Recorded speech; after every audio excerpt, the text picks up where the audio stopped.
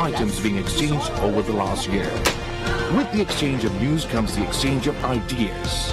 Members can also benefit from avian journalist workshops and attachment schemes in our bid to create partnerships, spread knowledge, and elevate standards. So, contribute your views in global affairs and join us as we document history in the making. Asia Vision. Asian news through Asian eyes.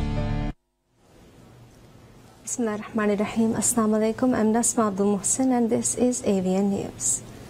As Syria's long-lasting war has taken a toll on human lives and buildings, it has also destroyed the country's deep-rooted artistic culture.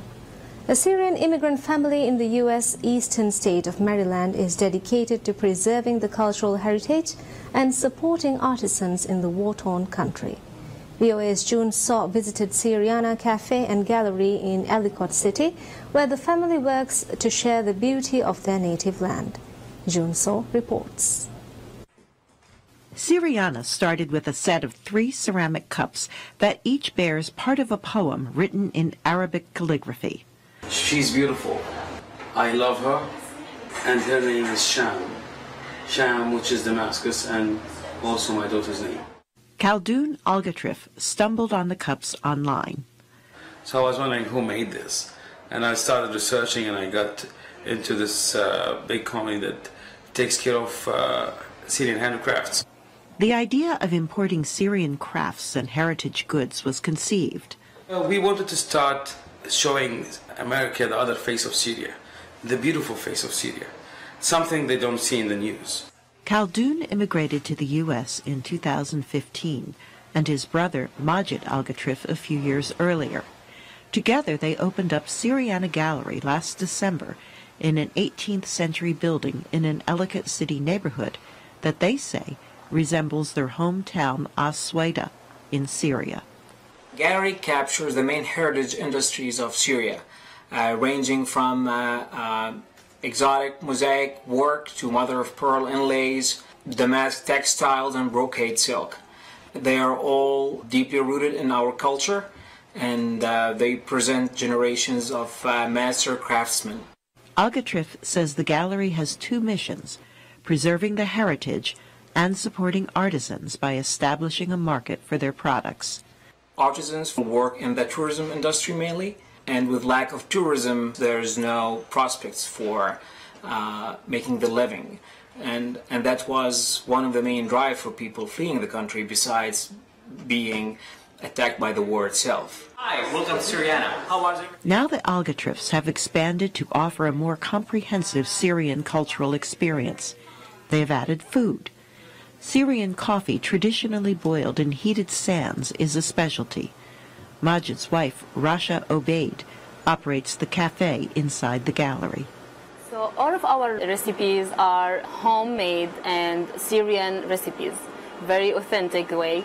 And our workers in the kitchen are Syrian refugees women, and I try to train them to work in the business environment here. The Algatrif's vision to deliver a different message about Syria to the American people is not lost. When I think of Syria today, I think of it as like a war-torn country. But when I come to a place like this and I get to see all the beautiful cultural, like the cultural aspect of it, it's just really cool.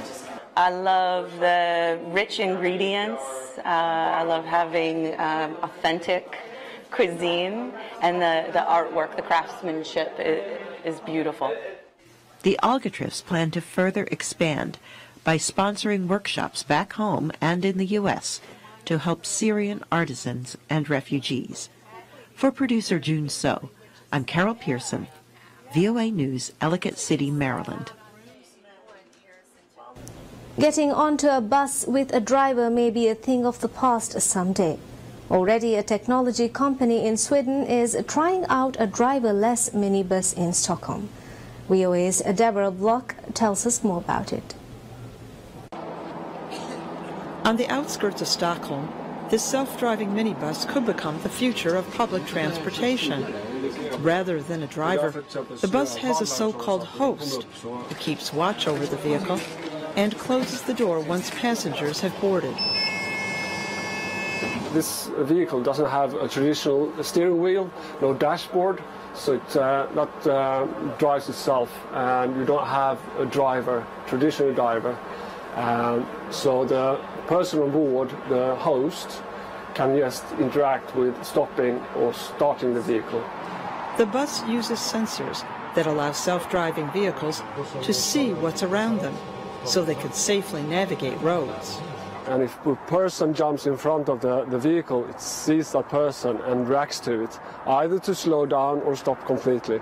For 6 months, the pre-programmed bus will shuttle passengers on a 1.5-kilometer route, located in an area with information and communication companies. This will help us travel together in a better way from door to door, from your bus stop to your office or from the bus stop to your home. During the trial, the buses are traveling no faster than 20 kilometers per hour. These riders like them. I was expecting it to be a little bit bumpy, like it should be a head start, like a jumpy start, but it was really smooth and I'm impressed. Computers tend to do less errors than humans, so if we could get more robots out in traffic and less humans out in traffic, I think that the amount of fatal accidents and accidents overall in traffic will reduce.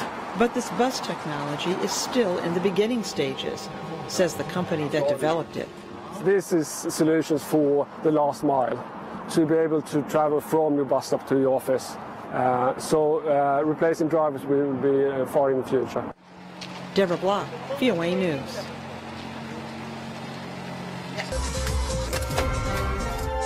Asia Vision, Asian news through Asian eyes. The annual Washington Auto Show is not the biggest or the most important convention of the year, but it still attracts a lot of attention from enthusiasts and potential customers to automotive industry professionals. Self-driving cars are still some time off, so the focus this year continues to be on fuel efficiency. VOA's George Putich has more.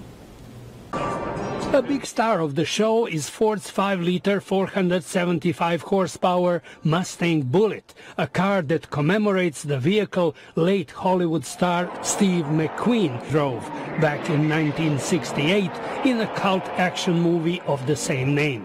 The Mustang Bullitt was unveiled at the much bigger North American International Auto Show held in Detroit earlier this month. I'm Molly McQueen, and Steve McQueen was my grandfather.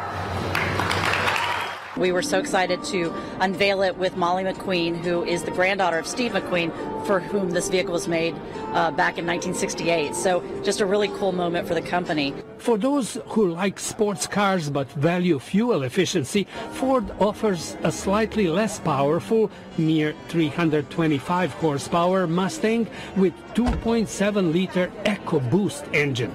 Like many other cars this year, its fuel efficiency comes from a turbocharger paired with 10-speed automatic transmission and 2 fuel injectors per cylinder. Playing on the power with fuel efficiency card, Toyota came with a completely redesigned 5th-generation Avalon. It's also going to have brand new for 2019 the XSC, so it's this mix of luxury and sport. So if you want something luxurious, you want something sporty, the XSC is going to be a nice addition to our Avalon family. For the first time, Toyota's Camry, the most popular family sedan in the United States, will be offered in a sporty version with a new 3.5-liter 300-horsepower V6 engine. For those totally fixed on the future, the hydrogen-powered Toyota Mirai offers zero-emission propulsion with an estimated 500-kilometer range and only 5 minutes to refuel, when you can find a hydrogen fueling station. Many car makers came with a range of models for everybody's wallet. For instance, Kia offers gas, electric, and plug-in hybrid versions, ranging from $22,000 to $38,000, with a plug-in's consumption a mere 2 liters per 100 kilometers. This year, Mercedes is not present, so Hyundai's luxury line Genesis attracted a lot of attention. Everything looks good, as usual. It's a great presentation, and we're looking at the Genesis cars. I like to look at the G70. That's what I have interest in. Almost all new cars have a touch-sensitive screen and one of the popular voice recognition personal assistants. Some also have wireless charging for smartphones, turn-by-turn navigation, and Apple's autoplay with home-to-car and car-to-home commands. George Putic, VOA News, Washington. A sheet of ice would make most drivers nervous. But that is what some motorcyclists wait for all year, as Faith Lapidus reports. It's not an Olympic sport yet, but that doesn't matter to these racers. They are tearing up the course at 112 kilometers an hour on ice that's almost half a meter thick. So the adrenaline of going 70 miles an hour and dragging across the ice is something you can't find anywhere else. The chance to go full throttle on a frozen lake lures thrill seekers from all walks of life and all ages, and crowds to cheer them on. Ice bikes have studded tires. Hundreds of sharp screw heads provide traction as racers lean into turns. They still wipe out, but they get right back up. It's a lot easier on your body when you fall. You kind of slide out. On dirt, you tumble, cartwheel, and really get hurt. Of course, there are elements of danger in ice racing, with temperatures this winter dropping to minus 25 Celsius in parts of northern New York State. I think we got here, it was like negative 15 or something. I think it's right about negative 3 or 4 now. It's really all in the face, kind of got to watch for frostbite. But it's all part of the challenge of the fastest race on ice. I'm Faith Lapidus, VOA News. Asia Vision, Asian news through Asian eyes. As virtual reality becomes more popular, different types of 360-degree cameras are popping up for consumers. One that stands out from the crowd for its unique look and design are eyeglasses with built-in cameras. Elizabeth Lee has the details.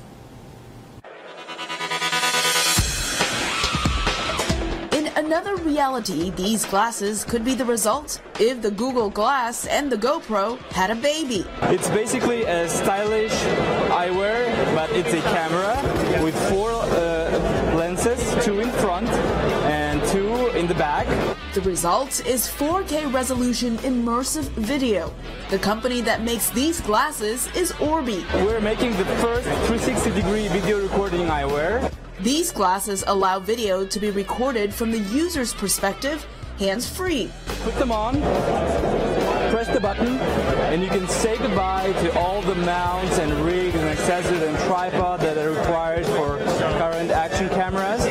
Every camera has a field of view of 180 degrees. It allows you to capture a complete dome view. That is the catch. If the person wearing Orbi's glasses isn't looking down when recording, this is what you'll see.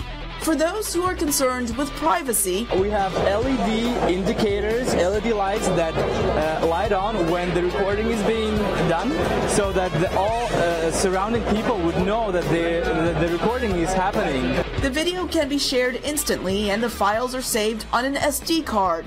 The glasses are water resistant, polarized, and can be pre-ordered for $399 to be shipped starting August. Elizabeth Lee, VOA News, Las Vegas. A recent estimate by researchers at the University of Miami suggests that 100 million sharks are killed every year. That overfishing is putting many species at risk of extinction, but it is also having some unintended consequences for other fishes that sharks prey on. VOA's Kevin Enox reports.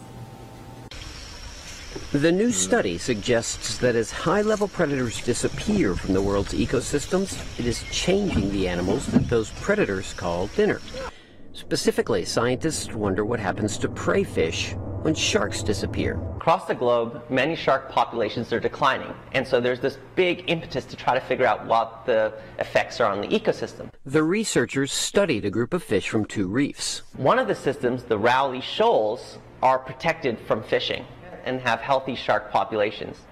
In contrast, the Scots reefs are subjected to shark fishing, making them pretty depleted in shark populations. What they found was that prey fish in reefs with no sharks have smaller eyes and smaller tails.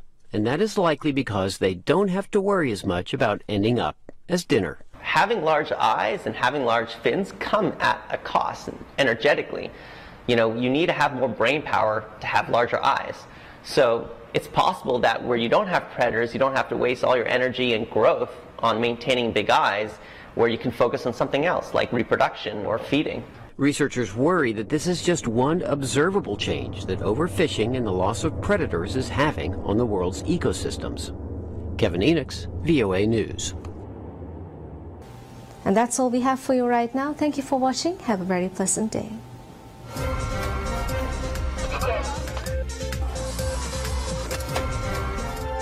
Asia Vision, Asian news through Asian eyes. Gaafadif gaaf daad media tolaki rajye huri taraggi